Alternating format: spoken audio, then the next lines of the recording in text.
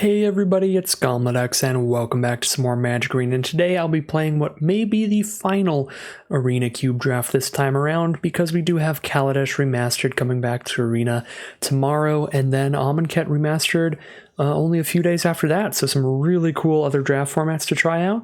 So probably going to give the Arena Cube a swan song here, finish it up, wrap it up with something fun this time, because we have showed off what are the most powerful decks in the cube, the red and white based aggro decks. We showed that off a lot here, so I'm not going to really try to win anymore. Honestly, if I were trying to win, I'd probably just keep forcing red and white aggro decks here, like maybe pick one pack, one Ranger of Eos for mono white, or Boros, or white black, or anything like that.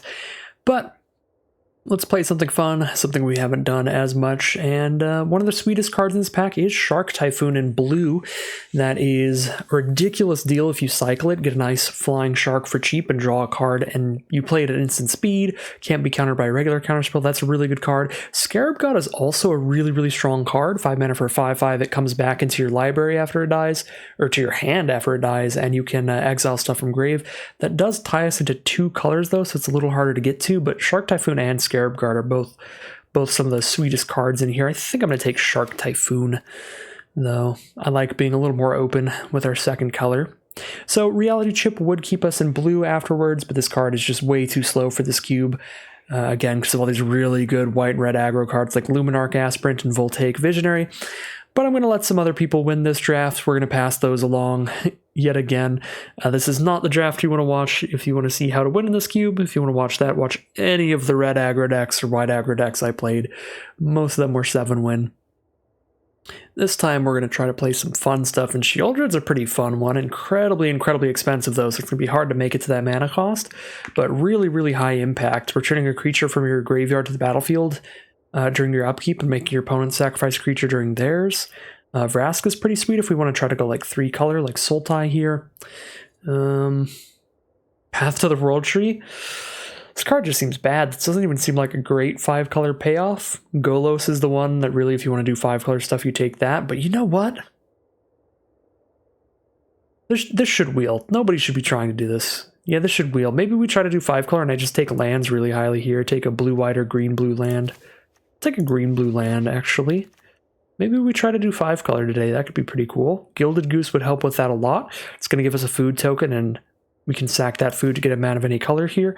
Golem Greeters would also be pretty good for that deck, being able to make a bunch of tapped treasure tokens as you play creatures. But you need to have a high creature count for that. I think I take Gilded Goose here. We are going to take lands pretty highly, but I don't think we take them over the cheap multicolored mana dorks. So yeah, I think we're going to take Gilded Goose here. Let's try to be the 5-color deck if we can. Triomes are the #1 dual lands to take for this kind of strategy. Jegantha does work in the strategy, being able to add 1 mana of every color, but having to pay the companion cost for 3 just to put it in your hand and then 5 to cast it makes it an incredibly slow card, and it's not going to let us play any cards that have more than 1 of the same mana symbol in their cost. So if we happen to be 5-color, but we also want to play a Voracious Great Shark, we won't be able to do that and have Jegantha's companion. So I don't think I actually want Jegantha. I'm just going to take the Triome here. So we're definitely green-blue. We have some really good green-blue lands. We have a Gilded Goose and a Shark Typhoon, but we also have a decent start to try to play more colors than that. No lands here. We could try to ramp into a Jingataxius, but there's plenty of powerful things to do with 7 mana. We don't have to take Jingataxius very early. Spectral Sailor is great if you have a deck full of instant speed stuff, which Shark Typhoon is also great with a deck full of instant speed stuff. Memory Deluge also great for that, and Counterspell great for that. I think I want one of these sweet blue cards here. Toski's fine, but you want a really high creature count. I'm not sure we're going to end up with that. Shigeki's also fine, but a little slow. Sailor, Deluge, and Counterspell are my favorites here. I think I'm going to go Deluge. I think this is just a great card draw spell. Instant speed, look at the top 4 cards of your library, put 2 into your hand, then flashback for 7. Look at the top 7 and put 2 into your hand. Big fan of Memory Deluge, and it's quite good with Shark Typhoon. Okay, now we have Fabled Passage, which can be a land of whatever basic land type we need. Just pull it out of our deck. We have some fine draw spells, Thirst for Discovery, Mentor's Guidance, and fine little main deck artifact enchantment removal with Mass Vandal, but I'm going to take some duels really highly here. Some non-basics really highly, I should say. Now we have Commit to Memory, which is really good interaction because we can use it on a non-land permanent or a spell. It's going to put it back into our opponent's library second from the top to slow them down. Then we have Memory in our grave that we can cast later. I like that a lot. Exclude is pretty powerful if you do counter a creature with it. It's a very nice 2-for-1, but Commit to Memory I think is a really nice instant speed interaction. Could also take the green-white duel if I'm fully committed to being 5-color, but every single pick we've made so far works really well in just a green-blue deck too. Chromatic Orrery. Why is this in this cube? This is not the Chromatic Cube. This is not the Tinkerer's Cube. This is not a cube where you can spend 7 mana to do nothing. In any deck whatsoever. I don't understand.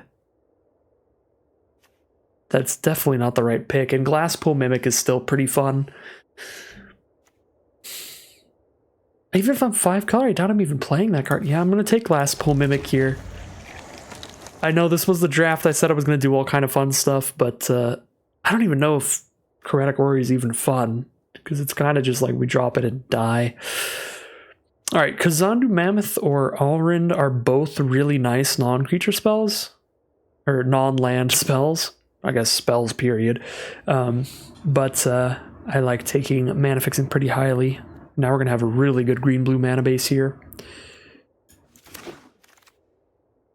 We'll take Visionary still in here. Path to the World Tree is too, though.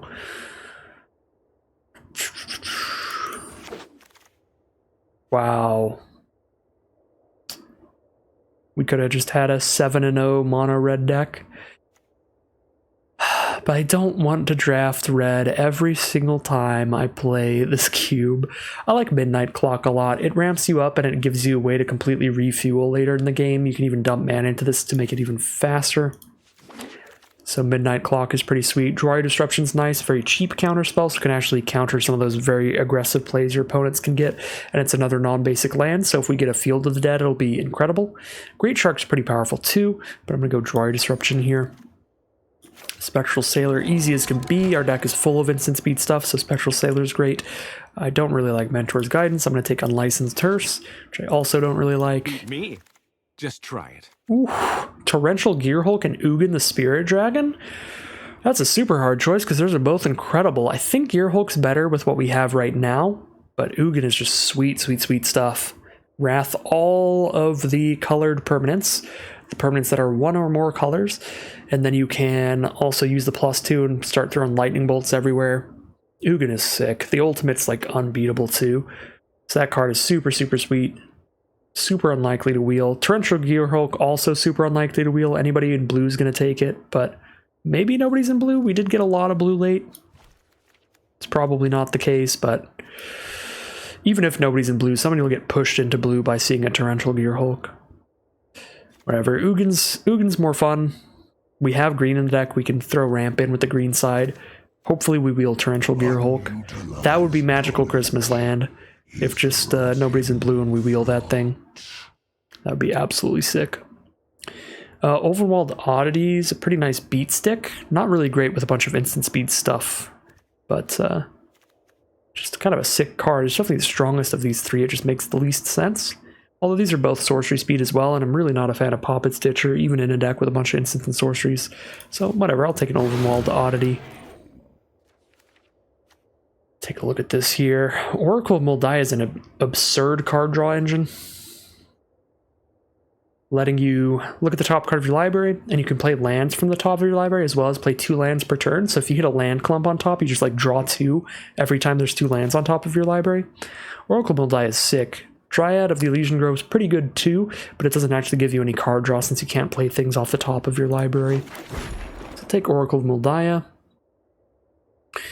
Could be Bant Control here, take Day of Judgment as a removal spell against more aggressive decks. We need to start getting some white-green and white-blue fixing though to do that, but I think it's possible. Croaking Counterpart just doesn't make much sense in here. I guess we make an additional Oracle of Moldiah, which is funny or something.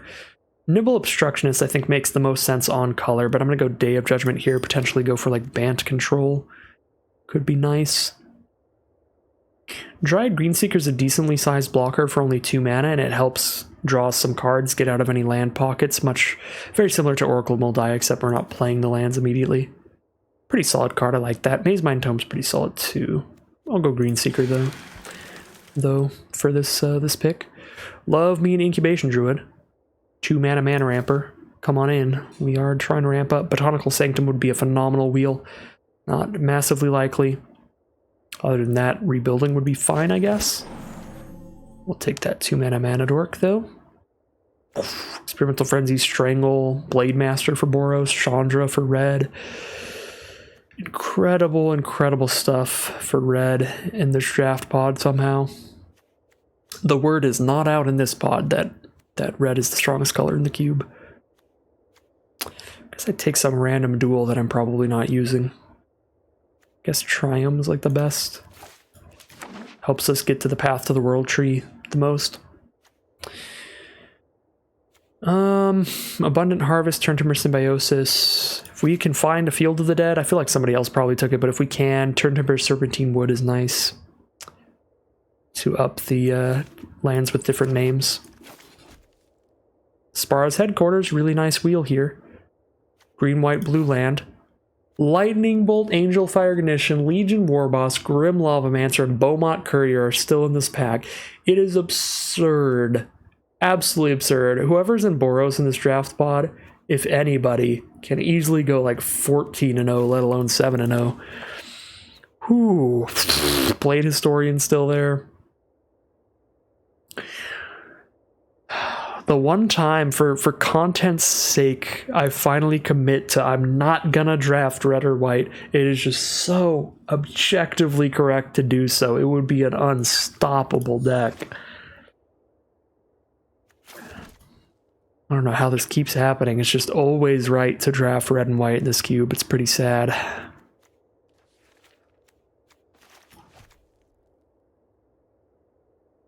Somebody has to have like pick one, pack one to Golos.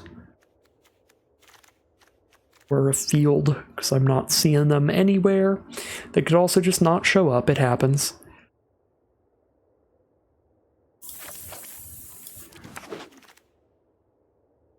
Well, we wheel the counterpart. I don't think we're playing it, but it makes sense to wheel it here.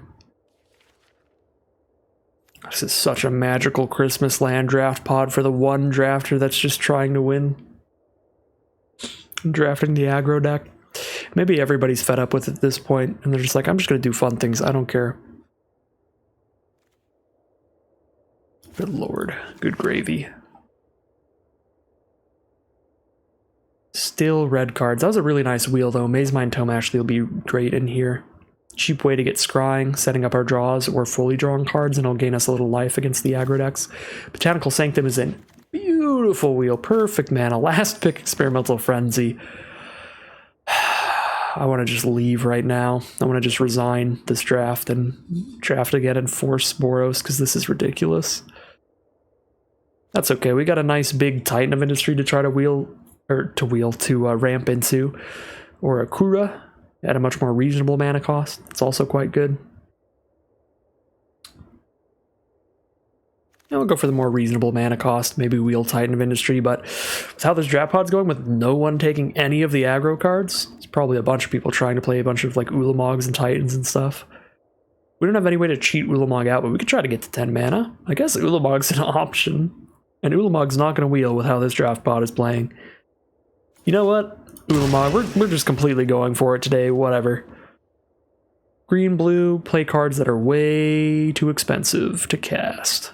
That's what we're doing. Eska's Chariot is a bonkers card. Even the nerfed version, even the alchemy version, is completely absurd, so I think I just take that. Karuga's fine. Inscription of Abundance is fine. Green-white duel is pretty great. Either of these, one of these should wheel Temple Garden or Jetmir's Garden to help us potentially go for the Day of Judgment still. But I'm going to take the Eska's Chariot here. Hi, Grazalax. You are an Eska's Chariot. Blue-white duel is nice. Anything that good in green or blue? Not really. Consider's fine. Karn would be fine. We're just going to take the dual land here. Let's get our Day of Judgment mana ready. Ooh, Brazen Borrower's beautiful. Cheap interaction and a creature for later. Super nice. I'm going to take that here over Yorion or Cultivator's Caravan. Now we have blue-white dual land with this Triome. Oh, Paradise Druid, though. Another 2-mana mana ramper. We'll take that. Trying to get to 10 mana, so go for it. Love to wheel Fading Hope or the blue-white dual land. Agondra would be solid, too. Neutralize wouldn't be terrible. Lots of good cards we could wheel here. Now we have Restoration Angel. We are splashing white at this point. We could take the Merfolk Looter. Good old Jonathan Harker here. I don't really have anything to flicker with Restoration Angel. I don't remember what this was. Esca's Chariot? Yeah, it's an Esca's Chariot.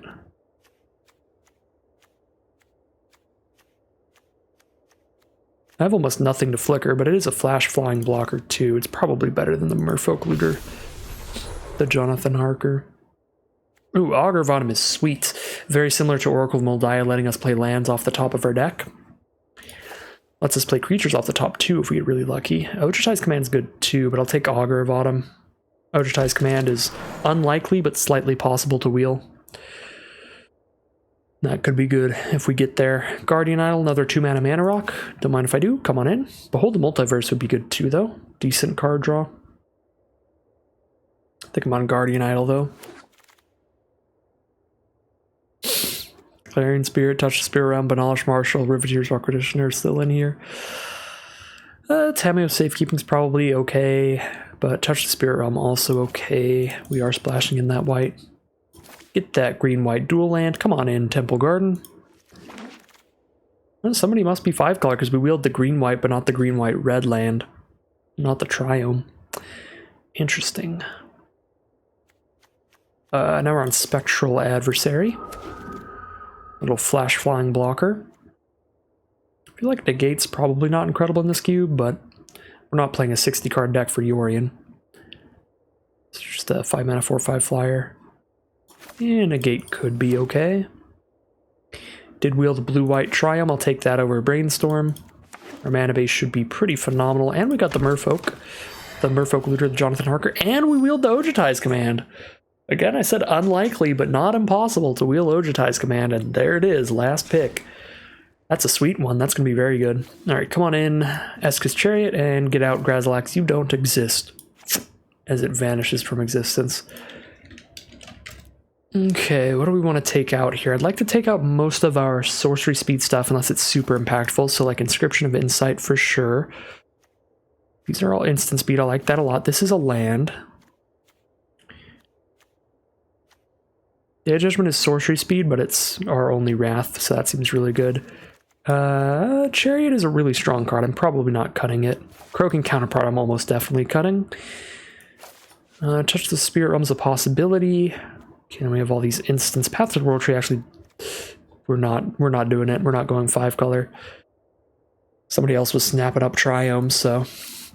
Unlicensed Hearse is pretty slow to make it big, and we have to crew it with another creature as well, so I don't think that works here. All these do. Negate, I'm still a little concerned about, because against the aggro matches, they're just going to keep playing strong creatures, and this doesn't do anything there. Okay, Ulamog, Restoration Angel. Like the instant speed, don't love the sorcery speed of Ovenwald Oddity. Glass Pomeg's another land, so probably not cutting that. We're definitely keeping all these Mana Dorks. The Green Seeker, keep a really high land count. Run that thing to get to dig through it. Don't love the Jonathan Harker in here, the Merfolk Looter sort of thing. Okay, if I cut everything, that's a maybe. Is that a deck yet?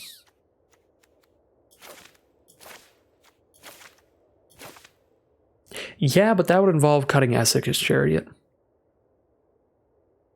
Which can't possibly be right, can it? I mean, we do have a lot of 4-mana stuff. And the way to get value off of Chariot is to play it crew attack with the Chariot to keep making more cats, and we don't really... It's not how we win the game. We're not a deck that wins by attacking. We're a deck that wins by stabilizing and then playing Ulamog. Or stabilizing and then playing Ugin. Yeah, whatever. This is going to look stupid, but I'm going to cut Essex Chariot. Whatever. Whatever. I already gave up on winning. I should have been Boros the whole time, and I realized that really early in pack 1. So, if I were trying to win, I could have 7-0'd. I got nothing to prove. It's Bant time. It's Bant Greed Pile, do nothing till turn 50. That's what we're doing here. Oh, I forgot we got to cut the Touch Sparrow and then a gate as well. Okay. Here we go.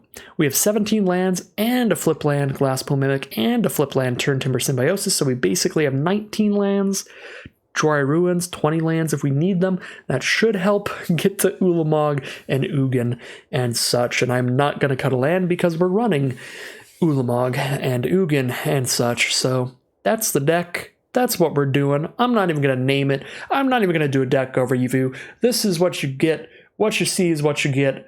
I'll fix the mana real quick just in case, but then we're heading right into the gameplay. Alright, mana base looks like 10 blue cards, 7 green cards, 3 white, so definitely white at the least. We'll sort these by color real quick. By real quick, I mean agonizingly slowly, but I'll cut this part out. Okay, we need primarily blue and then a lot of green and a little bit of white. Currently we have 1, 2, 3, 4, 5, 6, 7, 8, 9, 10, 11 potential green sources. 1, 2, 3, 4, 5, 6, 7, 8, 9, 10, 11 potential blue sources, and 1, 2, 3, 4, 5, 6, 7 potential white sources. That looks pretty much perfect. That sounds good to me, Arena. Let's roll with it. I'm going to make these some Amonkhet Remastered lands, and we're just going to fly right into the gameplay and just desperately hope we don't play against whoever drafted Boros in our draft pod. Alright, here we go, game 1. This hand is looking sweet. A lot of ramp, a lot of ways to draw cards between Greenseeker and Augur of Autumn. I am loving it. Opponent is on black here. They have Lightning Bolt sleeves, which are scary. They're black-white. Turn 2 Scrap Heap Scrounger seemed pretty aggro to me, and they've got one of the top 2 colors. They've got white in there.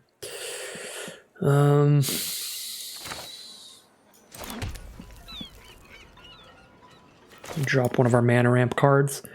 Not really going to block with Incubation Druid anytime soon anyway, but, well, actually our hand is full of just 2 mana and less cards. We don't need mana ramp that badly, but playing one lets me play Guardian Idol and Greenseeker next turn, or Maze Mind Tome and Guardian Idol, or any combination like that, so let's still just do it here.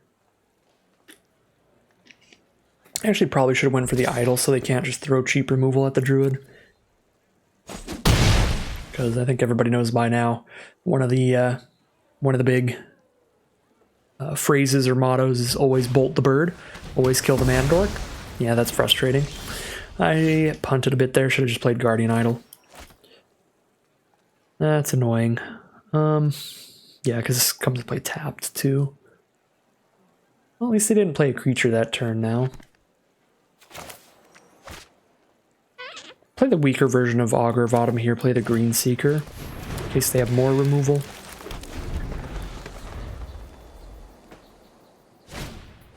Knight of the Ebon Legion. Well, the weaker Augur of Autumn is still good enough to block that thing until they can buff it. 4 mana, I could hold up Memory Deluge. I could also just play Augur of Autumn and see if I can play a land off the top.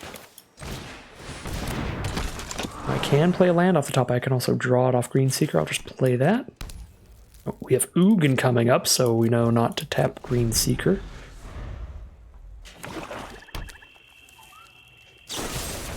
We've got our game plan. Survive until Ugin.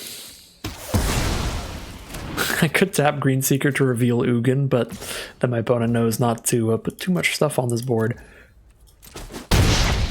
You know, it's kind of sad, but I do just die to a single Scrap Heap Scrounger eventually. We are definitely mana ramping, so we play Guardian Idol for sure, which means we play Maze Mind Tome, and we're going to scry here, so we play our tapped land this turn. Scry to help hit the land for Dryad Greenseeker to draw into. We have 6 mana here, we'll have 7 next turn. There's Edgar Charmed Groom, that's another card to exile with Ugin.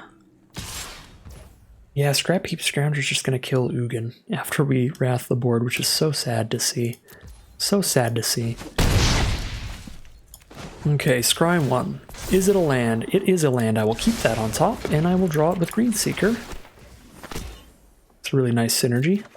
Nice combo.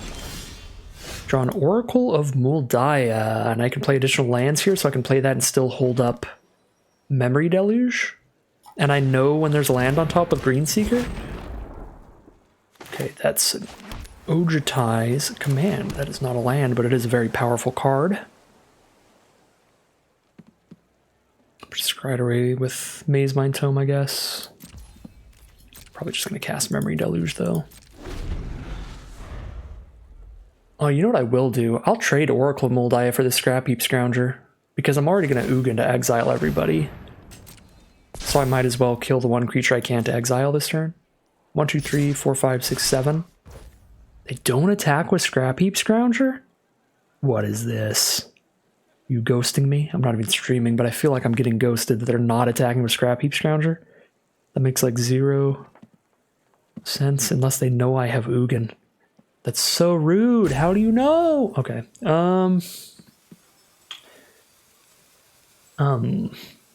That's the question. 2, 3, 4, 5, 6, 7, 8 mana. Exactly enough for Ugin. It's Memory Deluge, I guess. Day of Judgment. Hey, that's a card. That's a card and a half, and I've definitely got the double white for it. I got Plains, I got the Temple. I said Day of Judgment.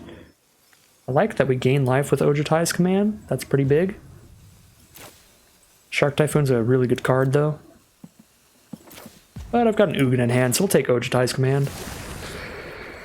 I've got a Spectral Sailor. I'll scry the Spectral Sailor away. For a land, Glasspool Mimic is not a land, so we will not draw the Glasspool Mimic. I'm about to Wrath everybody anyway. So we'll block both.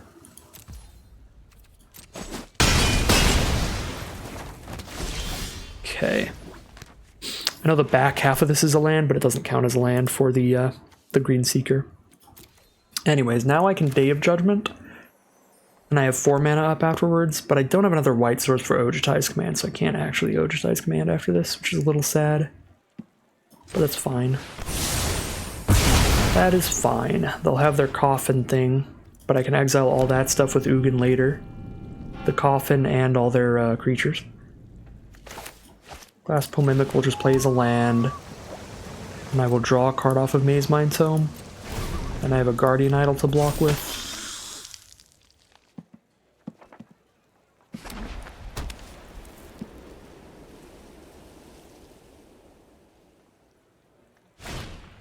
Okay, that's not haste. That exiles my Memory Deluge. That's annoying. Exile the Greenseeker, though. Guess they want to drain me for a life. That's fair. Give me Loar on life here.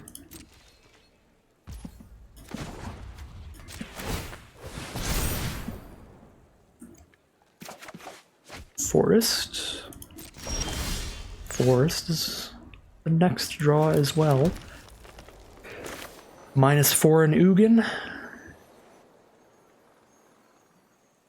Can't hold up Guardian Idol as a blocker, so I may as well do the mana like that. An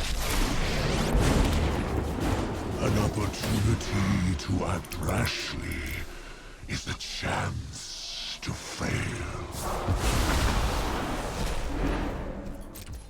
You are too dangerous to roam free.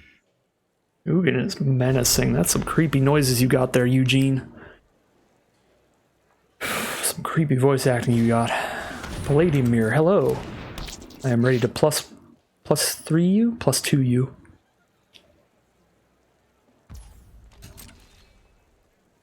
Pass turn, let's gain some life and draw a card.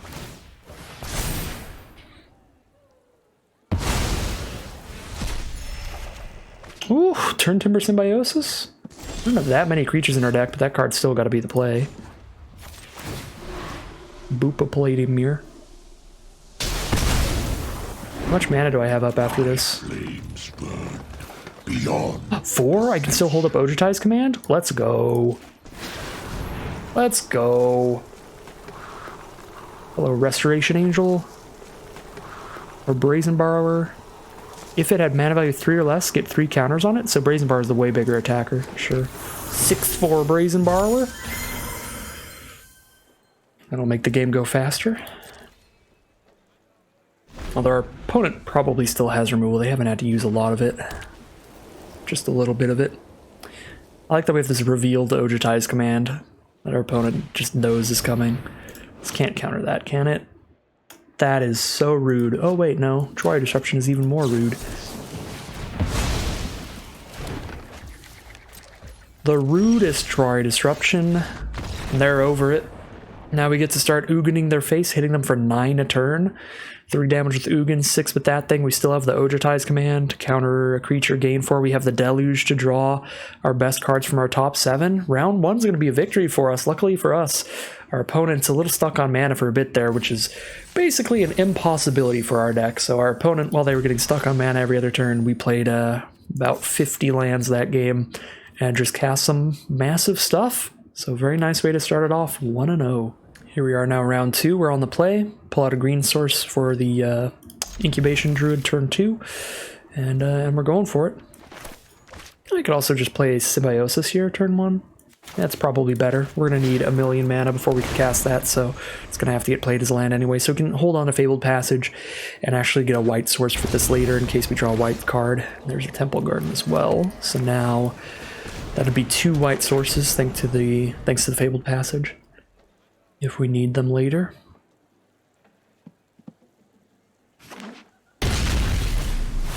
Gilded Goose. Do I want to just Brazen Barber their Goose to slow them down? It's possible. They are a Triome deck. Double Triome and a Goose, probably trying to do things real fast. So just slow the Goose down here. I mean, I guess the Goose only ramps 1 time. Could bounce their food token actually as well, which is pretty funny. Can't possibly be right, but I'm gonna do it.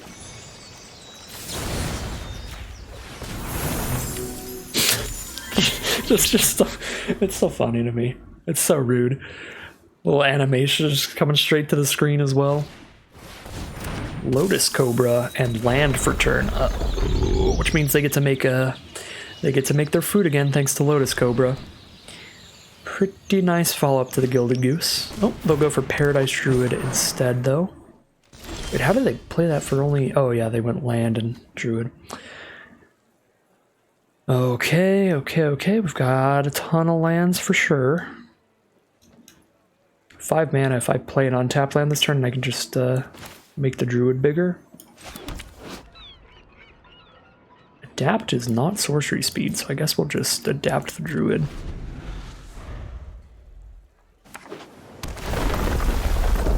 Alright. Well, I tried to stop my opponent from ramping, but then they played Lotus Cobra and Paradise Druid in the same turn, and now a Cultivate with a Lotus Cobra on board. Opponent is winning the ramp game here. They can cast whatever they want next turn. It's a guarantee, and almost whatever they want this turn. Just not quite an Ulamog yet. And that's for next turn. What have you got for us here, opponent? Tangled Florahedron.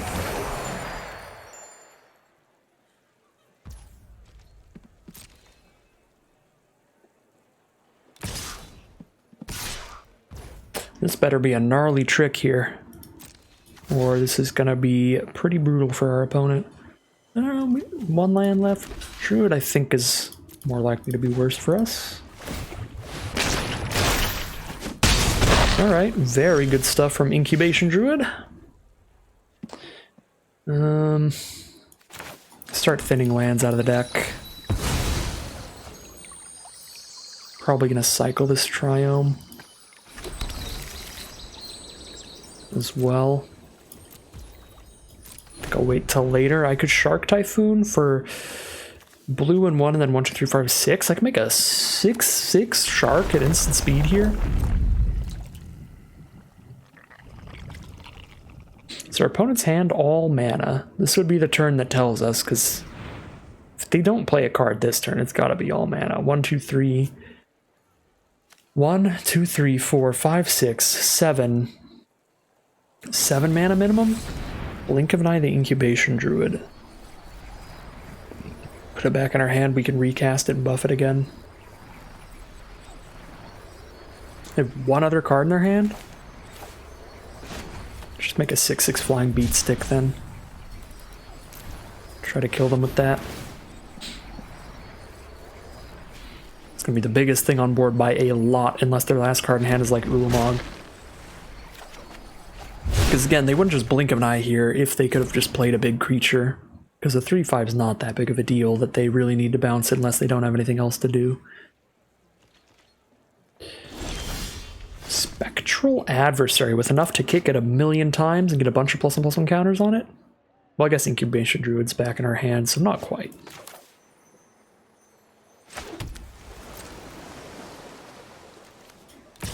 Get in there, Shark. Can Adversary and kick it 1 time, even if I play Incubation Druid here, so I shall play Incubation Druid here. Okay, our opponent will get their food token just to eat, because the goose is going to be dead.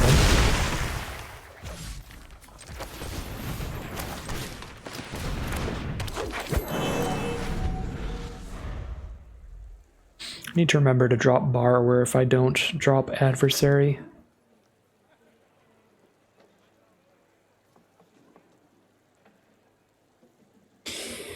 Try to start pushing for a lot of damage in the sky.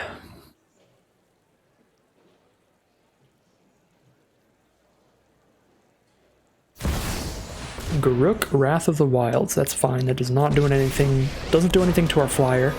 It could get them some reach creatures to block with. For now. With the -1 that drafts a random card from its spellbook. I speak for the wilds. They're going to make their creature in hand cheaper to cast and give it +1/+1. Elder Gargaroth. Ooh, I wish I had a counterspell right now. Oh, Elder Gargaroth, why are you so good? Why are you the best green card in the cube? Sick against the aggro decks because you block and make 3/3s and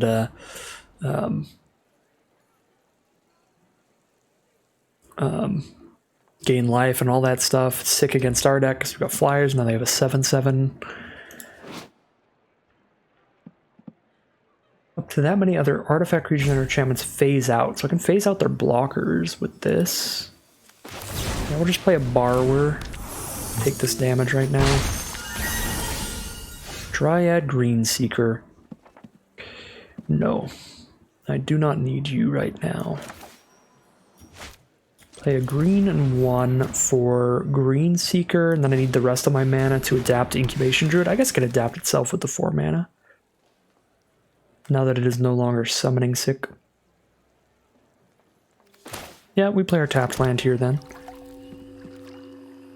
Phase out Gargaroth, I can attack for 9. I can also kill Garruk and then hit them for 6. Or hit them for 3. Maybe it is Adversary this turn. Just get Garruk out of here. Still have to deal with this Gargaroth.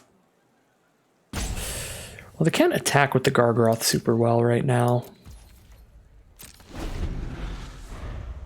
I'd rather just hold up for double blocks on Gargaroth. Block with a 6/6 and a 3/5.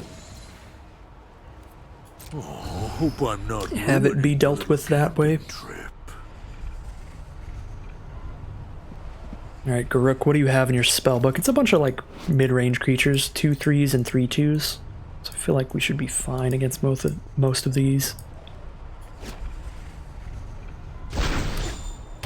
Shuffle Snout. Gain 4. You got it. Cycle a Triome.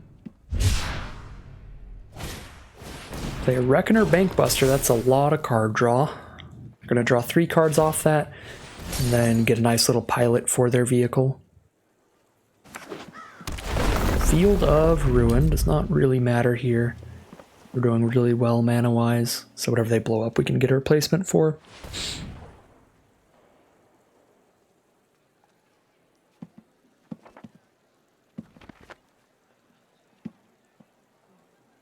Are they going to just Field of Ruin here? Comes to play untapped, right? So we don't need to do anything in response. Yeah, it comes to play untapped, so just kind of say sure if they Field of Ruin us.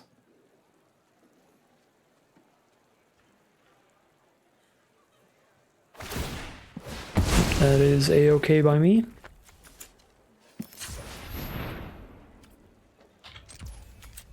Can actually adapt Druid without tapping itself now, which is pretty sick.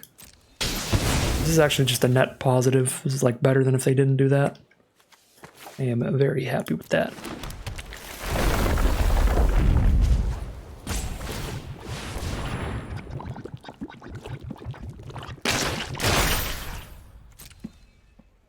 Because now we can cycle the Triome this turn too.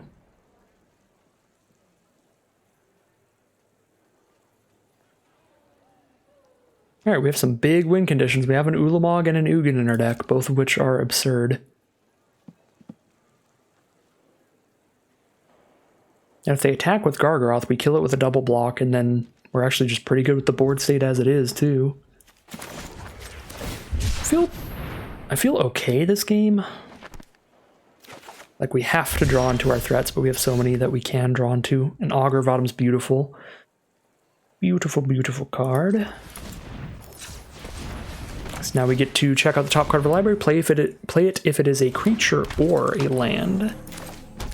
2 lands in a row is pretty rough, but Green Seeker can get us through that.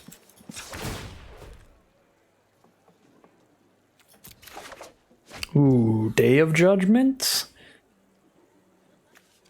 When it enters the battlefield, you may pay... phase out all my own cards with Spectral Adversary, and then Day of Judgment. How does phasing work? Permanents that phase out are treated as if they don't exist until the start of their controller's next turn. So I would have to do that the turn that I play Day of Judgment. Can't do it preemptively. Okay.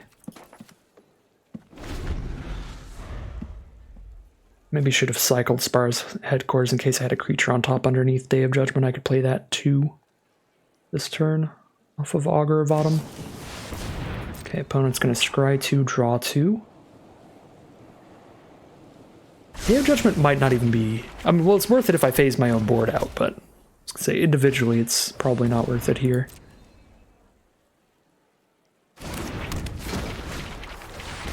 Pilgrim's Eye. Grab another land.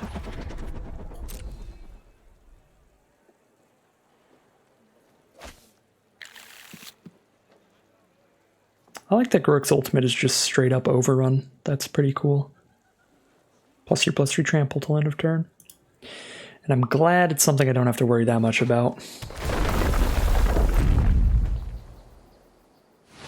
Opponent is drawing a lot of cards. They are just cycling through their deck. The trail is fresh. Alright, Garruk gets a creature here, then they draw a card with the Bankbuster, with that floating red and their green mana from their forest. Another Truffle Snout. Opponent will be at 1,000,000.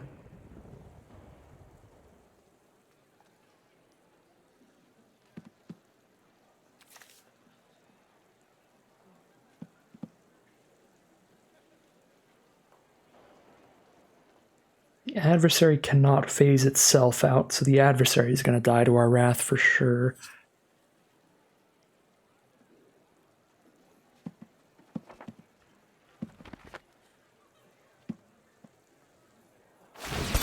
Okay, they're going to crew the Bankbuster. I'm going to kill the heck out of that thing.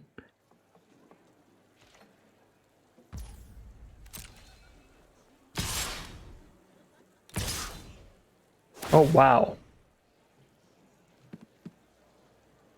Opponent's going to get aggro here. Wow, wow, wow, wow, wow. I was not expecting this at all. I guess I only get to kill one of the two is the thing. Like a Day of Judgment Eldritch Gargaroth next turn, so I think let's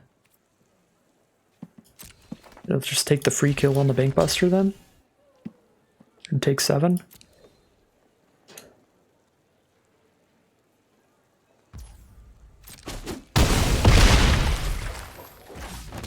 Okay, they're passing turn now. Oh, the next card was Odritize Command. Oh, and I couldn't have cast it anyway because it's not a creature or a land. Okay. I was going to say I really should have cycled because that would have been good that turn, but no. I couldn't have cast it off the top anyway. Okay. draw. Hi, Ulamog. Hi, Ulamog. I could just play Ulamog instead now. That's a choice. Yeah. Sure. We'll just cast an There are Ulamog. some things that cannot be hurt. Ulamog off of an Augur of Autumn feels pretty disgusting. I am at 9 life against a flyer here. Push comes to shove, I can Spectral Adversary for a chump block. This exiles the top 20 cards of their library. This immediately mills my opponent's entire deck if it attacks one time. Oh my god. I hope their red mana is not for an act of treason, because it mills my whole deck in one attack as well. See what our opponents got here. They're in the think tank. They know it's their last shot. If we get one attack with Ulamog, it is over. If they've got a bunch of removal in hand, they could try to find lethal. Oh my god. 1, 2, 3, 4, 5, 6, 7, 8. That is not lethal, especially with adversary in hand, but that is devastating. That is devastating. We're going to go to 1 life. Okay, I am fully on Day of Judgment here. Burn down the house for 3 devils? No, don't do that to me. Oh my god. What? Literally what? How is that your 2 cards in hand?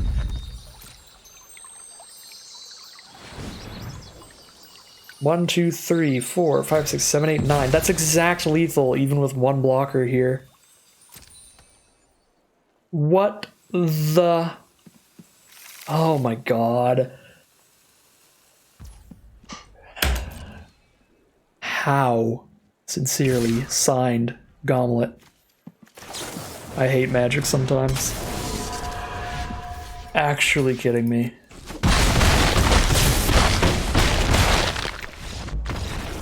Bounce 3 of your blockers and make 3 haste attackers in 1 turn. Those are my last 2 cards in hand.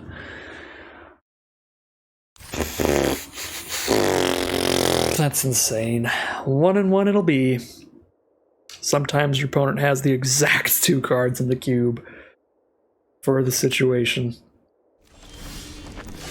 Game 3, here we go. Turn 1 Goose. Turn 2 Augur of Autumn. Play a bunch of lands.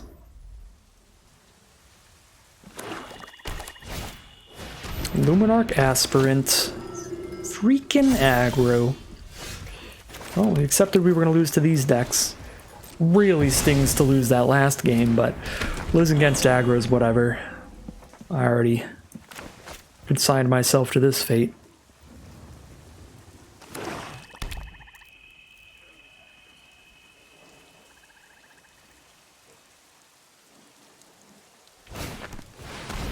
Sigiled Sword of Valoron, that's fine, that is super slow. Okay, we get to play a land off the top for value. Glasspool Mimic another Augur, which is pretty funny. Yeah, it's not going to let us play any extra lands, but it's our biggest blocker. So having 2 of them is pretty nice. You just equip the sword to the aspirant and attack with it. We can block the 2/2s that the sword makes all day long.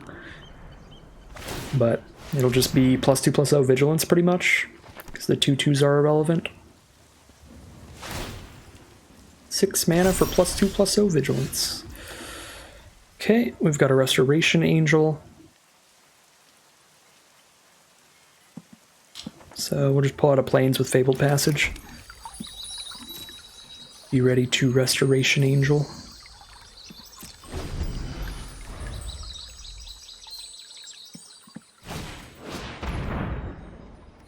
Gonti, hello. Do your thing.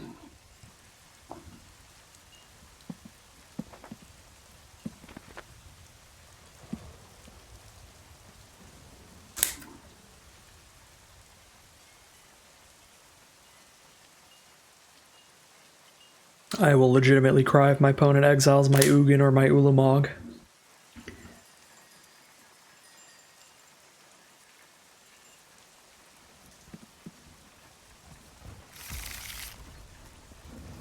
Okay.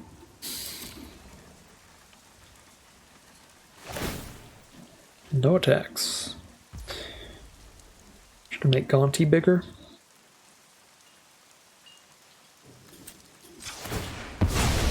Guess we'll memory deluge then.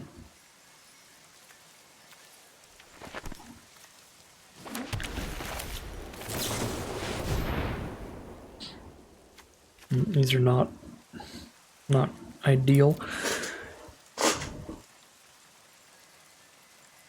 Now we've got augurs to play lands off the top, so I just take the mana ramp cards instead of the lands.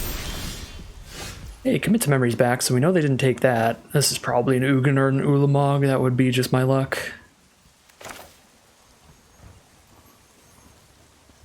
Just double ramp here.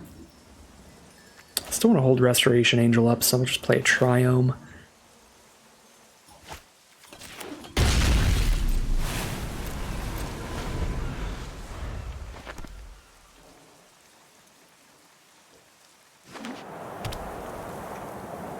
I want to be able to block Luminarch Aspirant and still have as many creatures on board here.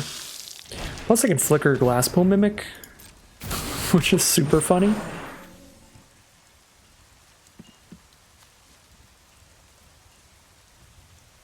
The Glasspool Mimic cannot flicker the Restoration Angel, though. I can't go infinite. They said non-angel creatures what you can flicker. Maybe they're just never going to attack, and I gotta just do this now. I mean, now I don't have anything else to do with my mana except cycle a Triome. I feel like I Restoration Angel here. We'll just do our thing.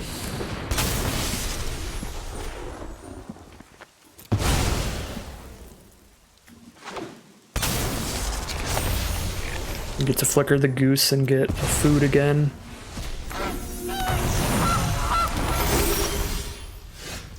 Ojutai's Command on top. Play our untapped land.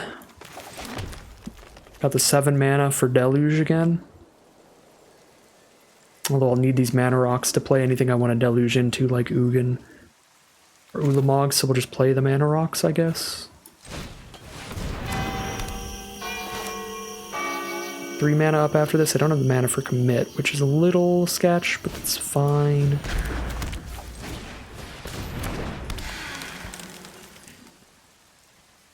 Attack for 6 in the sky every turn. They do have some lifelink on the ground. My blockers are not good outside of the angels. I think I'm just on the pass the turn game plan.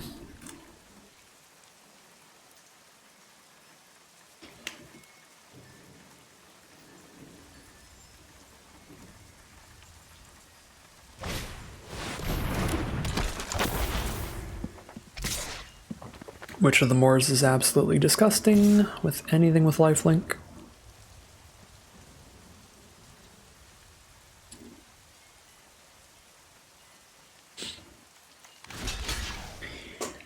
Well, free kill there.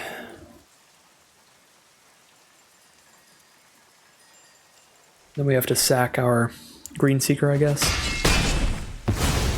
We're not sacking the goose.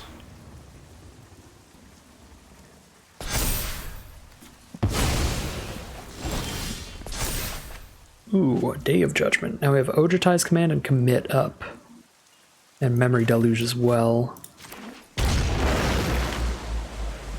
I can dump a bunch of mana into Midnight Clock. I could cast a Commit. I could cast a Command. I could cast a Memory Deluge. Oh, Paradise Druid is the card they had exiled under Gonti.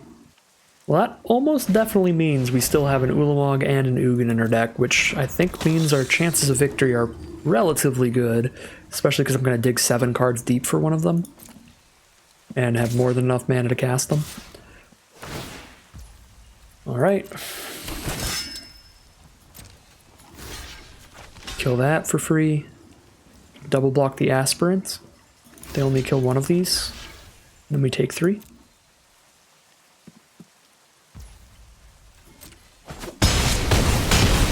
Pretty good combat for us.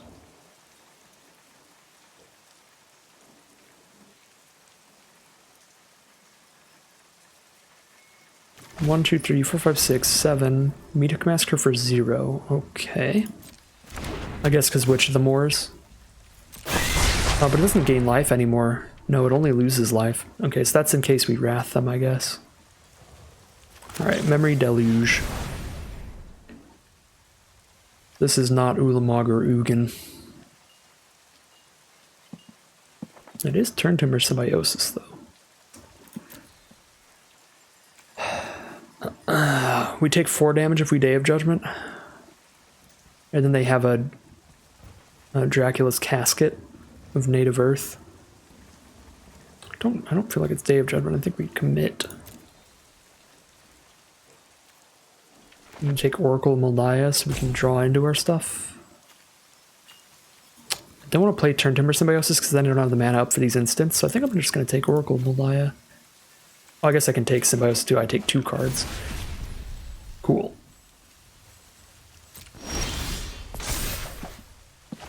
There's Ugin, 1 card away. Can we draw a card in any way here? I could draw a card off Ojutai's command, and then I won't have the mana up for Ugin. If I play Oracle, I'm revealing Ugin. So I don't want to play Oracle right now. I also don't want to play Symbiosis, because then I put Ugin on the bottom. So we're just going to pass the turn, holding up Commit and Ojutai's command, and play Ugin next turn. Just do everything we can to not die this turn, up to and including just gaining 4 life. With Ojutai's command. Okay, there's the Sigiled Sword onto the Gonti. There's Ayara, First of Lochthwain. Sure. Witch of the Moors is going to trigger now, but that's okay. We can let everything on the board die because we're going to Ugin it all the way next turn. We just go full chumps here. Oh, transform the Legion's Landing, though. It's not ideal. Chump. Chump. Chump.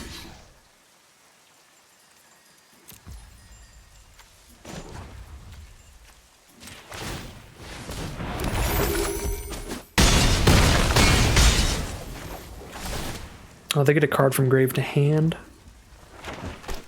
Luminarch Aspirant. It is the end step, though, isn't it? Okay. Probably put some counters on clock, but I'm gonna get pretty safe. Eat some food. I'll eat 1 food and get some counters on clock. So we can get that full draw 7 soon. So we can Ugin, and I'm holding up 2 mana. I'm not really holding it up. Not holding up enough for anything, but still an Ugin. 5 mana. 5 mana is what we need. There we go. Ah, Midnight Clock gets exiled. Even though it's an artifact, because it's a colored artifact. Dang it. I wasn't thinking that through. Should not have put any counters on the clock. I should have just ate a bunch of food. Ugin has been imprisoned in the Sea Tower. I didn't even know this thing could hit Planeswalkers. That card is nuts. That was already like the best white uncommon in Baldur's Gate. Even when I didn't know it could hit Planeswalkers, now that I know that, it's like, oh my god, that is good. Okay, well, I can commit their Sea Tower imprisonment here. Does not seem bad.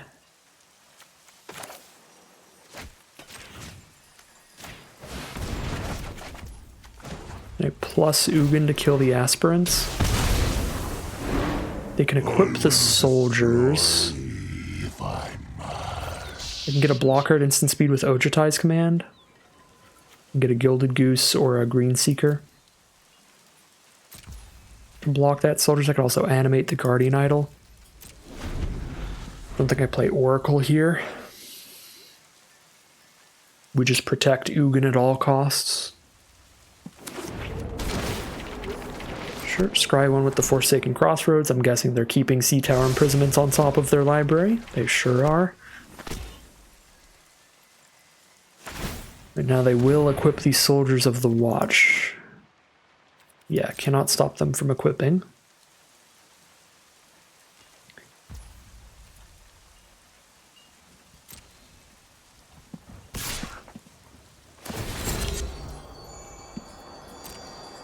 Okay. I'm gonna draw a card and get a creature from grave. Get the 1/3 to trade into the 4/1.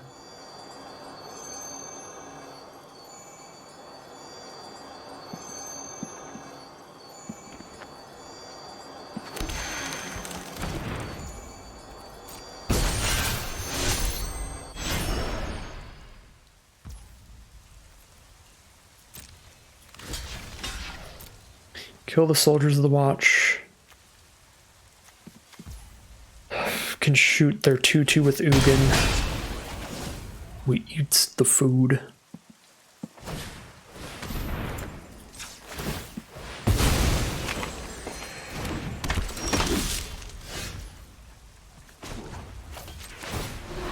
I could exile both of them for a -2. Flames burn beyond.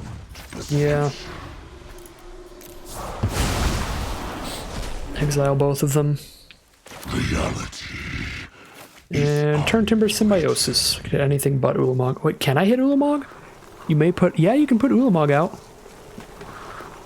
Only exiles when I cast it, though. And I don't want to play it and just have it get Sea Tower Imprisonment. So I'm just going to get a really big Brazen Borrower instead. And Ulamog's still in there. We can still Ulamog later.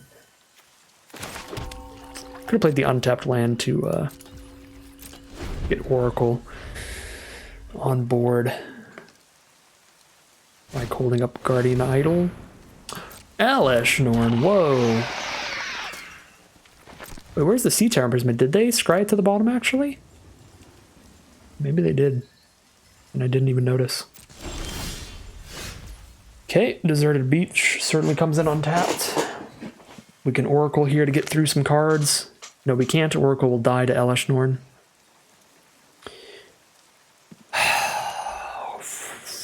Aleshnorn is such a jerk face.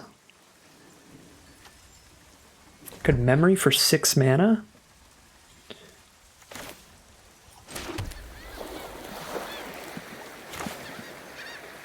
I still have 5 mana up after I do this.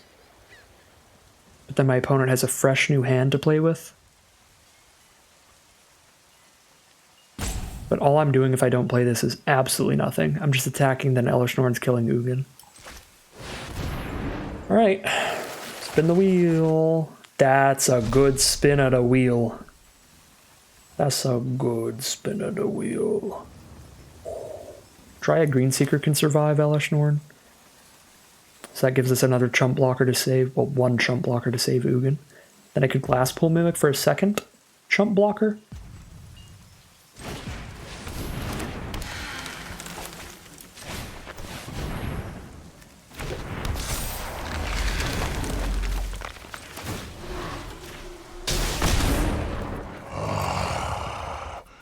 Ghost fire. My greatest creation. Next turn, we're going to cast an Ulamog, and hopefully that one spell is better than whatever they can cast out of their 7 cards that they just got as well. This is wild. This is such a wild deck. I feel like one game with this deck takes longer than oh, they can just shoot Ulamog for 3. Ulamog's still on board at 1 here. But yeah, I feel like one game with this deck takes longer than the entire draft with these red aggro decks we were playing earlier. Drana, that's not haste though. It's very big with an Aleshnorn on board. But Aleshnorn won't be on board for long. Alright, Ulamog's alive. Double chump time. Double chump to keep Ulamog out. Or I'm sorry, Ugin out. And then we play Ulamog to kill Aleshnorn and Drana. And then we Ugin to shoot the other thing.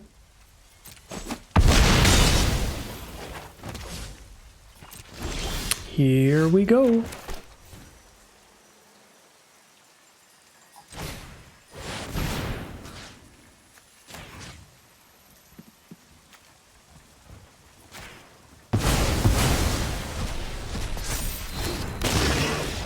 And they're gonna scoop them up.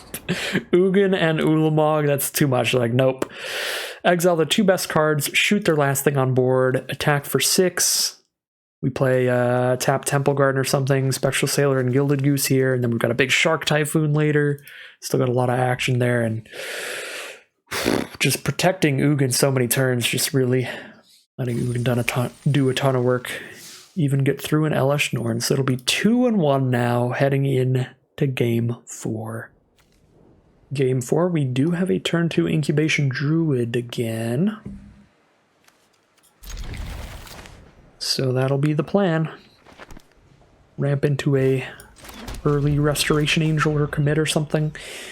And then I hope we just draw our big stuff late game. Ooh, Brazen Borrower is pretty nice.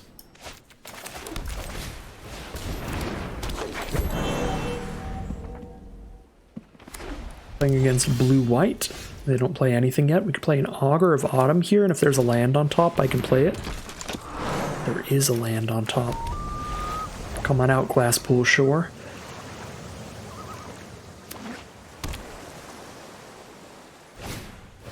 Tameshi, Reality Architect. Hello, Tameshi. Doesn't really do anything until they have stuff in their graveyard. So, we're pretty chill here. I'd rather adapt Incubation Druid than play a Midnight Clock here, and that lets me leave open all my instants. So if I need to cast them, I can, and if I don't, I can just adapt the Incubation Druid.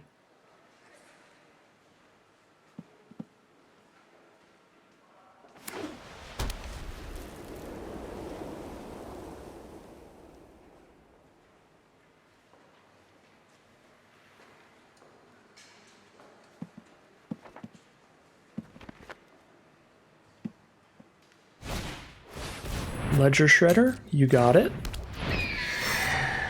We cast 2 spells in 1 turn. They get to connive. Okay, land off the top, come on out. And Paradise Druid will be the next draw for us, so we're definitely just playing 1 spell. Probably Maze Mind Tome, I guess? We really just need to dig into something to play, because we've got 8 mana already thanks to Incubation Druid. So if we play Maze Mind Tome, I'm still holding up Commit and Restoration Angel for next turn. Maze Mind Tome is my 1 play for this turn. Sure.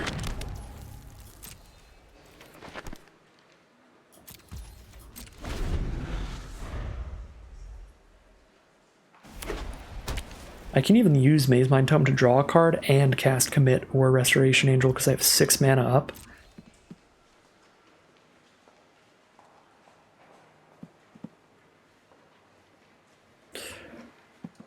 If they attack with Ledger Shredder, I think I'd rather just hold my mana up than try to kill it with Restoration Angel here. Because I'd rather be able to like react to removal and stuff from my opponent or a really important spell to put back into their library than just like try to kill this. Because if they're the one reacting and I play Restoration Angel, then they could just like counter a removal spell or something and my shield is now down. My mana is not up anymore. I don't want to be the first one to blink here. We both have a ton of mana up. Thrall's Expertise. See, that is not going to happen. We're going to put that back in their library for now, or are we going to blink one of our cards to keep it on board like the Augur of Autumn? Still want to have a ton of mana. Let me see what's on top of my library before I do anything else. Getting this Paradise Druid out of the way.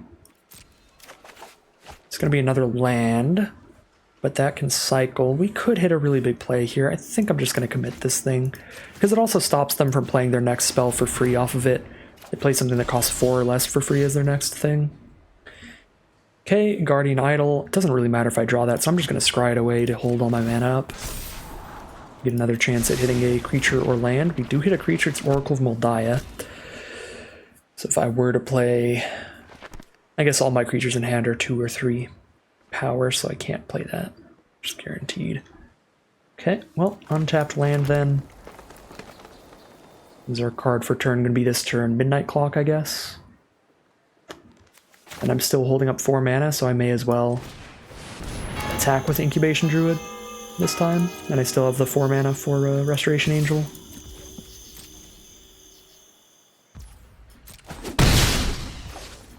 Again, not double spelling because of that Ledger Shredder.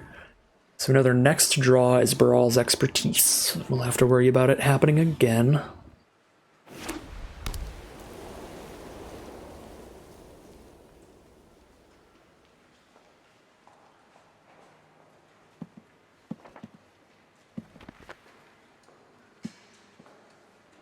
But now we have more mana set up for after they bounce our stuff.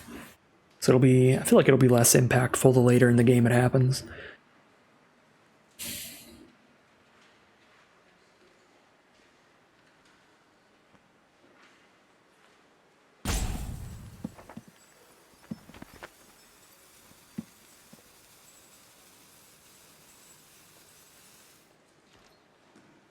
Could stop in my upkeep if I want to scry away the Oracle of Muldiah. Get one more potential peek, one more look for some card draw.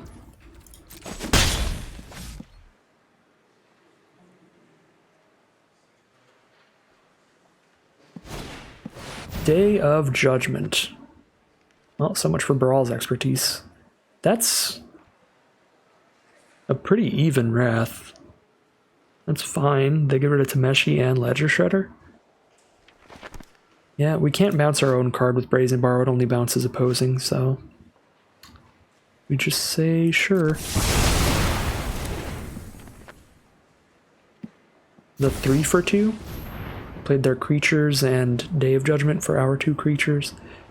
Jacob Hawken certainly resolves. I can start casting a bunch of extra stuff for free with Hawken's Insight. Start attacking them aggressively with Restoration Angel, or do I borrow or Hawken back to hand to slow them down? Do I just Triome to draw?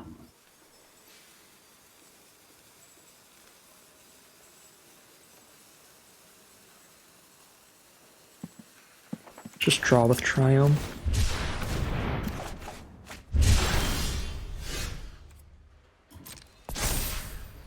Draw for turn. Ugin. Oh, how am I 1 mana away from Ugin? I'm 1 single mana away from Ugin and their shields are all down. That's so sad. Alright, well, we're not Ugining right now. 3 mana up after an Oracle of Muldiah, so I can Brazen Borrower. I suppose. It's not a land either. So we scry that away.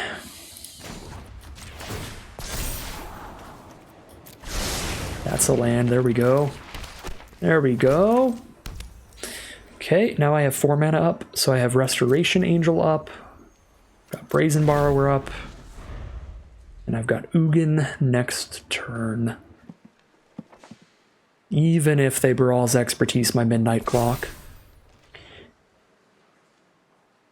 They'd have to spend all of their mana to flip Jacob Hawken here. And if they do, I'll just put it back in their hand. Really slow them down. Okay, they are going to Baral's Expertise. That's actually fine now, because I've got 8 mana on board. They're going to play a Teleportation Circle for free. That doesn't actually do anything right now. So that is also fine. Not even going to Brazen Borrower. We're just going to Ugin and exile both of those cards. Just Ugin -4. So we're not doing anything at instant speed, because we want all their cards to still be on board.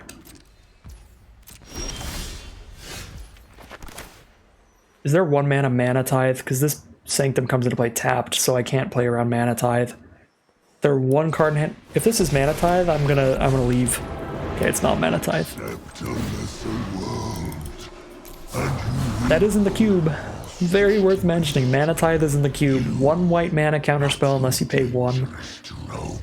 That would have gotten me so hard there. That would have been as brutal as that earlier game where they had Baral's Expertise into the, what is it? The Make 3 Devils thing. Alright, so the man land is going to go ahead and kill Ugin since they hit the land to activate it. That is fine. We're way ahead in cards now. They have one card, we have like a million. And Maze Mind Tome is back in our hand, which means we can just draw a ton more cards off of it here. And obviously Oracle we can draw a ton of cards off of. Just Live the Dream. Why can't I play this? I guess I already played my second land. Alright. Just running around all over the place, just card advantage everywhere. Our opponent can attack us with a 7/7 again, but I'll just take it.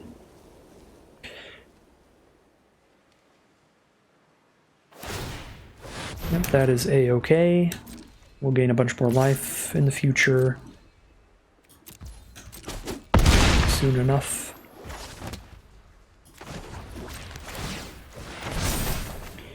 We'll get an Ulamog at some point, which will be ridiculous. Trendtimber Symbiosis, I kind of want to cast that here. So let's draw into it. Okay, and I can still play Fabled Passage, crack it, to lower the land count in the deck. Trendtimber Symbiosis, still have 4 mana up. Ulamog's the only option, so sure. Sure. I guess it's Ulamog. Don't get to exile anything with it, but oh my god, Ulamog can exile lands? I was gonna say, I thought Ulamog could only exile non-land permanents. The fact that it can exile lands does make me the tiniest bit sad that I didn't get to just exile their lands there, but I can exile pretty much their whole library when I attack anyway.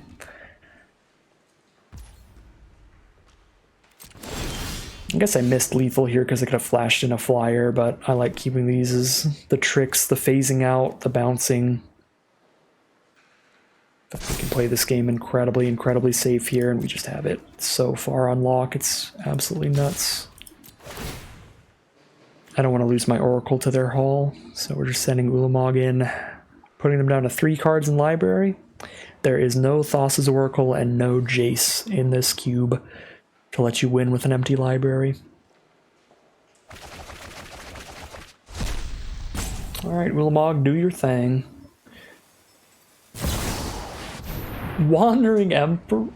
Oh my god, Wandering Emperor would exile Ulamog. Now you've done it. It's pretty funny. It's coming off.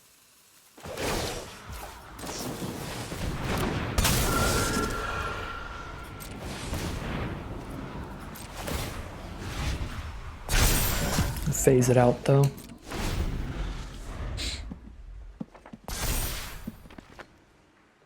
Until our next turn.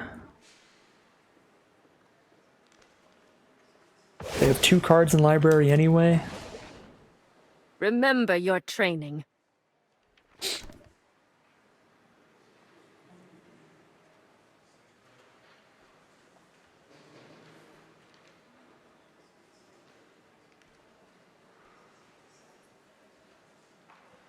Probably missed a lot of value in the end here, but really doesn't matter.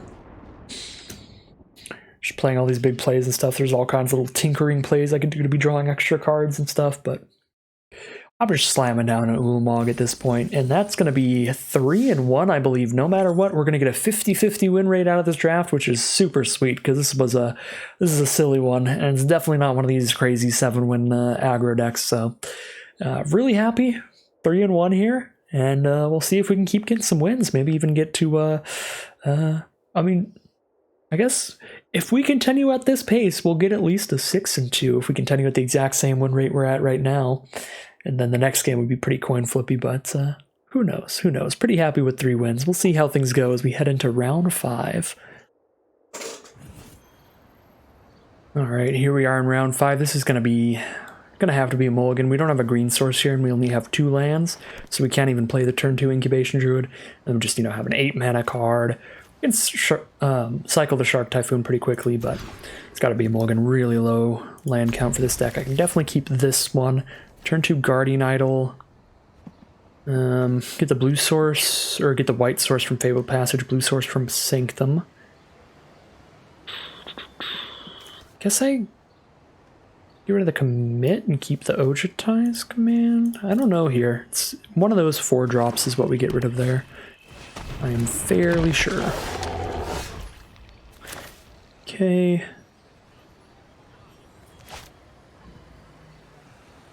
Fabled Passage is our only guaranteed tapped land. I guess it comes into play on tap turn 4. So I guess we go Harbor, then we go Sanctum, then we go Forest, then Passage. And we have an untapped land turn 2, 3, and 4, which is important because we have spells to cast all 3 of those turns. Alright, we might just die to aggro.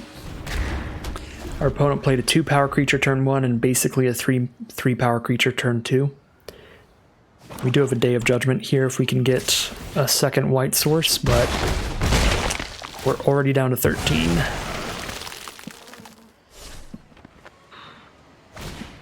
Alright. 1 power, 1 mana, 2-power creature, 2 mana, 3-power creature, 3 mana, 4-power creature with flying and trample. That's just game. There's not much I can say about that. I mean, we can Oracle here. I can't Ojitize command because the or Day of Judgment because this will come to play tapped. Yeah, it's not even a land, so it's incredibly over. I guess I'd get the Fabled Passage off the Oracle still. But yeah, I didn't get a land off the top. If I get another land on top, it's not gonna do anything anyway. Because I've already played my 2nd land per turn now, thanks to Oracle. Spawn of Mayhem also deals an extra damage to me, so it's kind of a 3 mana, 5-power creature on turn 3. And then Rankle on turn 4? That's literally game, isn't it? Like, not even just like, oh, I'm basically dead. I think I'm literally dead. Not 1 single damage away from dead, but then Spawn of Mayhem kills me when they untap. Good lord. My only possible out is to hit a white source. So I shuffle away the Shark Typhoon to get 1 more chance of being a white source on top. Alright, blue source was the first one. White source? Not a white source, so no Day of Judgment. Super dead. 3 and 2 it is. I was about to say before this match, we were getting pretty lucky with our early matchups. We did not really play against one of the super aggro decks or super aggressive decks that this format has, and I guess I never should have thought that, because that was literally like the best curve imaginable for mono black aggro. 2 power turn 1, another 3 power turn 2, another 5 power on turn 3, and then essentially another 4 power on turn 4 with Rankle. Incredibly flexible abilities with that one. Absolutely disgusting. A phenomenal deck from our opponent that round. Alright, Gilded Goose, Maze Mind Tome. We've got our early plays. It's definitely a keep. You keep the hands with the early plays and you hope to draw into the late game ones.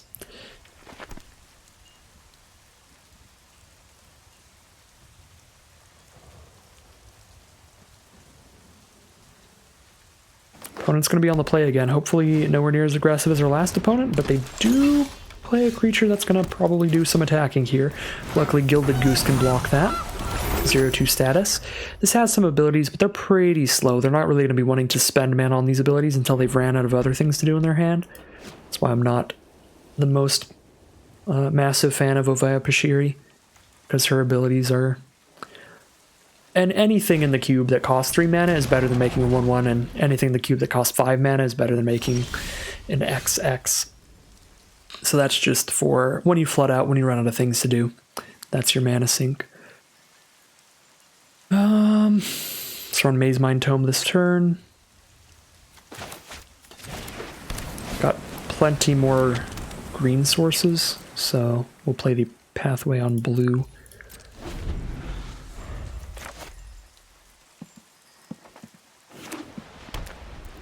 Got a Basilisk Collar to give things Death Touch and Lifelink. Skyclave Apparition, that's rough. Get rid of the Gilded Goose here. That is not good for us.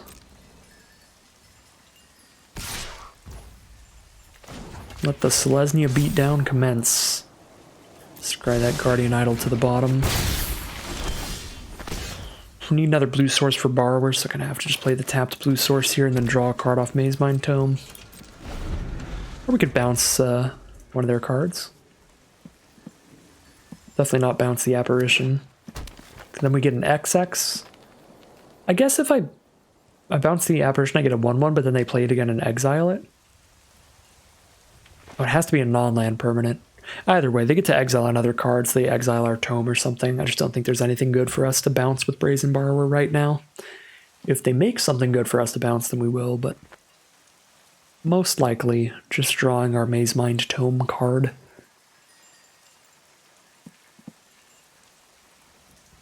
Another game where we're just trying to make it to the 8 mana for Ugin. Maybe we're eating a food just to gain life, but the Tome will gain us some life if we use it enough. Alright, Basilisk Collar, you can have all the life you want. Your equipment are A-okay with me if they don't do any extra damage to my face. As you've seen from every other game we've won, it's not really about racing. It's about completely overwhelming our opponent once we hit like 20 mana. Once we've dug through our entire deck. Alright, we've got a Restoration Angel we can play at instant speed, which will be pretty good.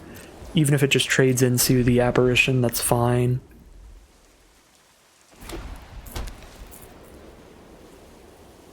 Probably rather eat Ovia Pashiri if they attack with that. They could start making their XXs though if they don't have any non-lands in hand.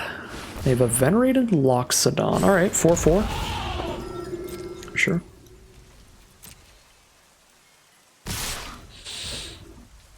I think I'm still entirely on the make it to 8 mana train, but they're not hitting me that hard here that I think I need to trade an Angel into Apparition, so I'm actually just going to draw a card and gain some life.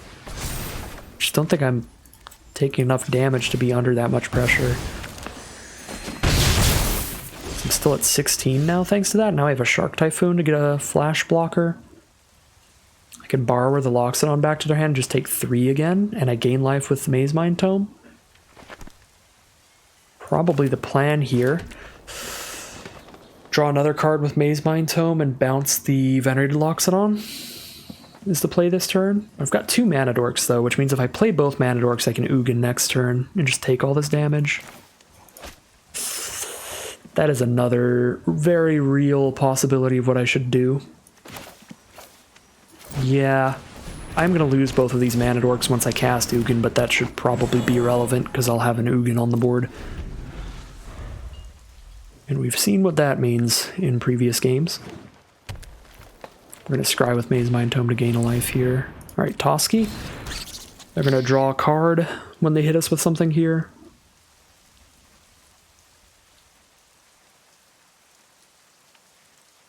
Maybe they won't attack with everybody now that I have a 2/1 to block with, though. If they don't attack with everybody, this is going to be incredible. If they like just attack with Loxodon. Just draw their 1 card. 1, 2, 3, 4, 5, 6, 7, 8. I need to not block here, which means I need to let them have 1 card after the Ugin, but hopefully that's fine.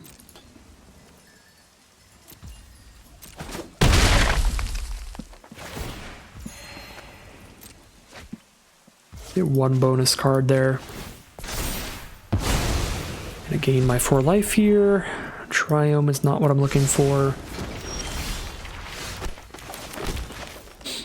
Ugin for 4. Exile everything except their Basilisk Collar, and we get a 1/1 blocker. The axiomatic structure of reality is surprise. Oh, Loxodon costs 5? Oh my god. Creation can be undone. Loxodon costs 5, so 5 mana 4/4, okay. Well, this could be bad. May have punted the game there if they have removal in hand to kill our 1/1. It's not very hard to kill a 1/1. We had another land here. We had this on lock if I -5'd. Forgot Loxodon costs 5 mana. I still actually look like I'm doing really good after that Ugin, but Yeah, it was like no chance of losing if I -5'd. That was a big punt. Still looks like I'm in a good spot, even if they kill my 1/1 and then attack Ugin. Watch out. Alright, they've got a Garruk, that's fine. I can exile that with a -4 if Ugin stays around.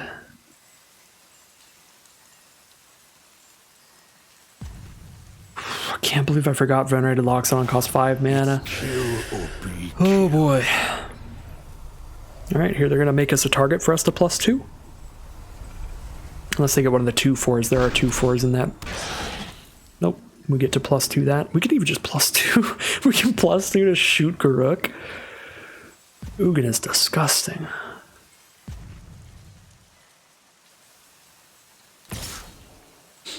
Alright, they didn't have removal in hand. Means I should have a firm lead on this game even through that massive punt last turn.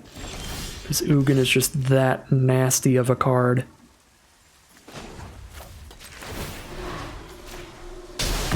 I'm gonna go hide something else. So I'm gonna Brazen Borrower.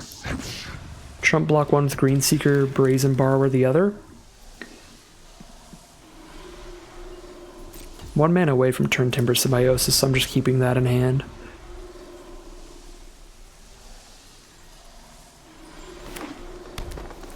They have 1 card in their hand here. Trying to lead into an Ugin. Just clearing the board here. Ugin can plus to kill the Basilisk, so I think I bounced the Loxodon. Luris. Ugin can plus to kill that too, but they can replay something from grave? Nope, they don't have anything in grave. Everything's exiled. Okay, so Ugin's probably going to kill Luris then. I could double block Loxodon with Restoration Angel and Greenseeker to kill that and let Ugin take 1. That actually seems kind of okay to me.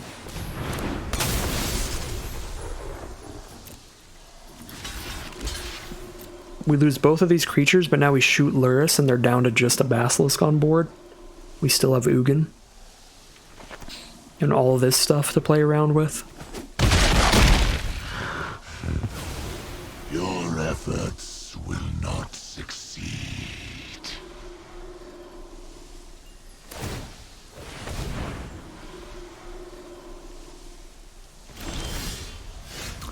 And we've got an Ulamog coming up. Well, Ulamog says it's time to play Turn Timber Symbiosis as a land. Not ignore. I'm actually going to pay the life for it for Shark Typhoon.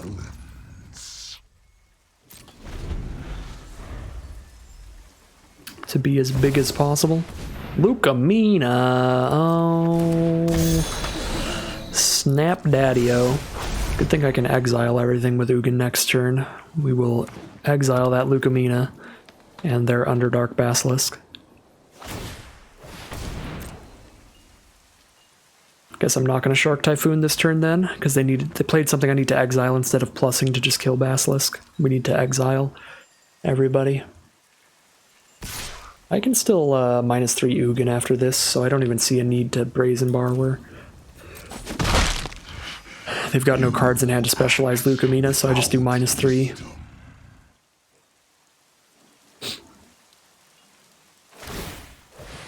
Sure, move the collar around. Okay. 1, 2, 3. Pass turn. To the essence of the multiverse. Great Henge. No creatures out, so they're not drawing any cards yet. But whenever they play one, they'll gain some life, put a +1/+1 counter on it, and draw a card. Ooh, they get the life no matter what. It's pretty good.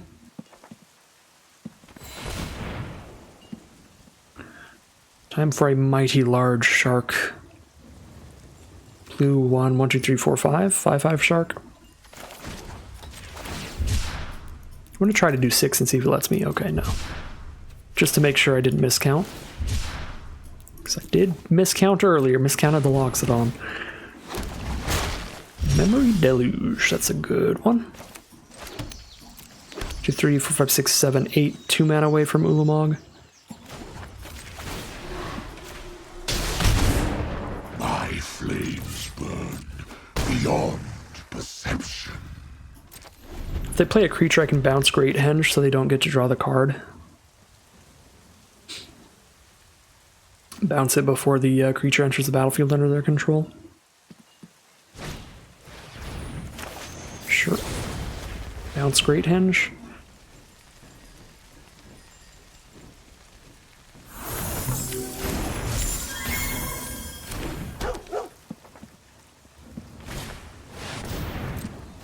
Okay, they will recast it. I only have one blue source up, so we just play Sailor, then we shoot Isamaru with Ugin. Attack with all this.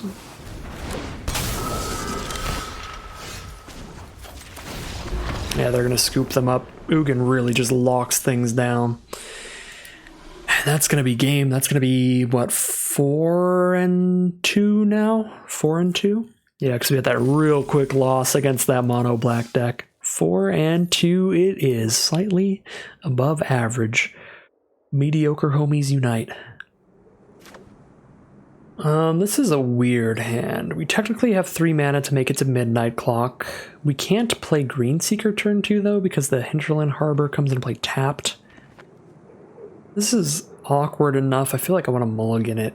But, I mean, we've got all the early game plays set. We have the 3 mana. We know we can Midnight Clock later. It's a super weird one. Most important thing is to have your early game plays in your early hand. You know what? We're just gonna play the all tapped lands hand. Oh, here we go. The auto loss. Let's go. Well, I get an untapped land turn 2 because I get to play Temple Garden tap turn 1. Then turn 2 I get to play Hinterland Harbor, and I know I can Greenseeker. All right. Playing against an aggressive red strategy with a turn 1 Kobold Warcaller, so this will probably be the end of this deck's run. It had a good one. Had a solid 4-win run here. Not bad at all. But the menace of the format is here to punish me for my past transgressions. All the times I did this to other people trying to play fun things like I'm trying to do right now. Are you winning, son? No. But at least I was having fun.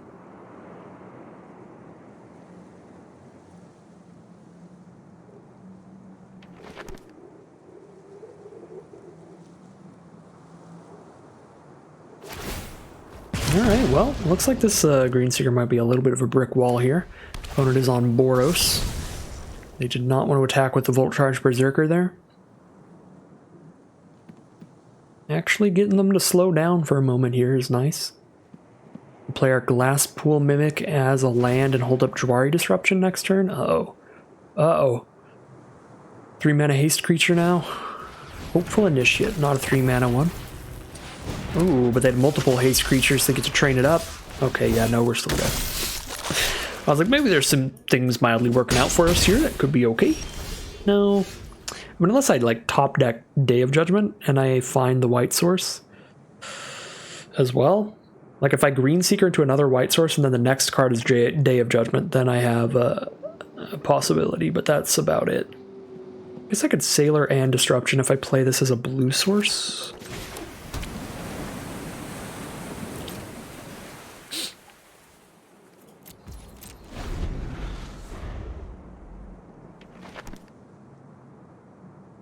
Plus a Midnight Clock and Sailor if I played Clock that turn. That'd help me get to commit sooner. I'll blitz that. Yeah, whatever. I can't hold this up every turn. And that is more than enough damage to be worth stopping.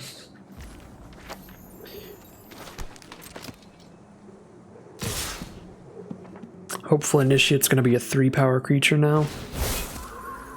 Can double block Adversary to kill that and take 6. Oh boy.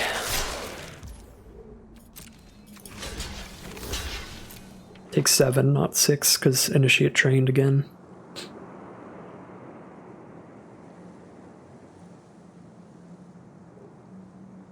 Okay, they kill the Sailor, but I kill the Adversary and keep the Greenseeker. Top card is a land, but it's tapped land, so it doesn't help commit here.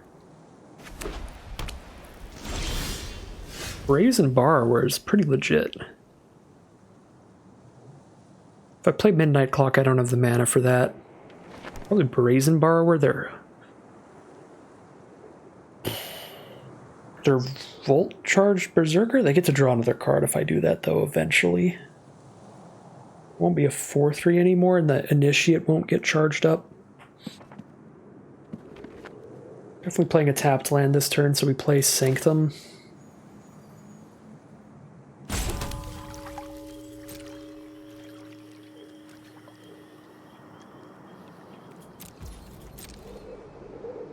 It's not great, but I think the best we can do here is probably Borrower back the Berserker, because then we are just taking 3 damage. If I Borrower back the Initiate, we're taking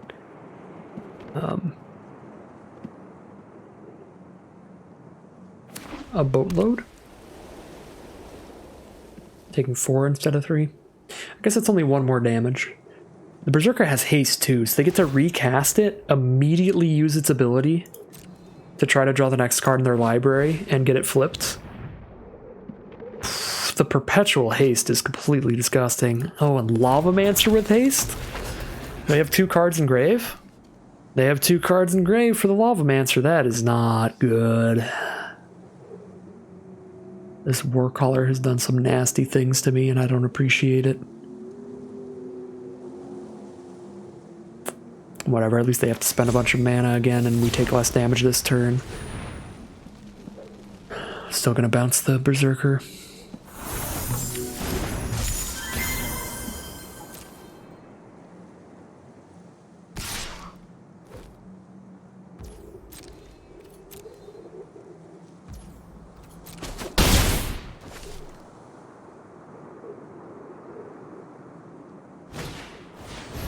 Yeah, the fact that they keep the haste when you recast them is so bad for us. There's the second white source. If the next card's Day of Judgment, we got there. And since the next card needs to be Day of Judgment, I can tap Green Seeker to make sure if there's another land in between the Day of Judgment. Oh. And say if the top is a land, now we get to draw the land and then draw the next card, which would be hopefully the Day of Judgment. That is not it, so we are just dead. Alright. That was an expected loss there. We had 1 out in the deck, so more often than not we're losing that matchup the vast majority of the time. Alright, well, that was a pretty fun final cube draft for now. We got to cast some Ulamogs and some Ugins, and they were absolutely disgusting each time. I'm still salty about that loss to Baral's Expertise plus Devil's play. I said right after the attack, I was like, that might have been a mildly bold attack with the flyers there, because we're just at 9 life. But I can have 3 blockers up. And then they just Baral's Expertise all of our blockers and make 3 haste creatures for exact lethal, even with the flash blocker. It was like, oh my god. Oh. If I could turn back time to the good old days when our mom sang us to sleep, I would. I would go right back to that moment and I would have attacked with 1 less creature and we would have probably won that game. That was so sad. But that's okay. We still went 4-3, and I had a really good time with this deck. This was a silly one. Not a particularly great one. Not a particularly bad one either. It was a deck that was trying to cast Ugin and Ulamog and succeeding in several games, so super fun way to end off the cube drafts this time around. So that is going to end today's video. If you're interested in some more Magic Arena content, specifically a bunch of limited lots of draft videos, then stick around on the channel. If you like, comment, and subscribe, it'll let the YouTube algorithm know to send you some more of these videos in your recommended feeds. And once again, as always, thank you very much for watching, and I'll see you again soon for some more Magic Arena. It's Kaladesh Remastered drafts tomorrow, and then Amonkhet Remastered a few days from that.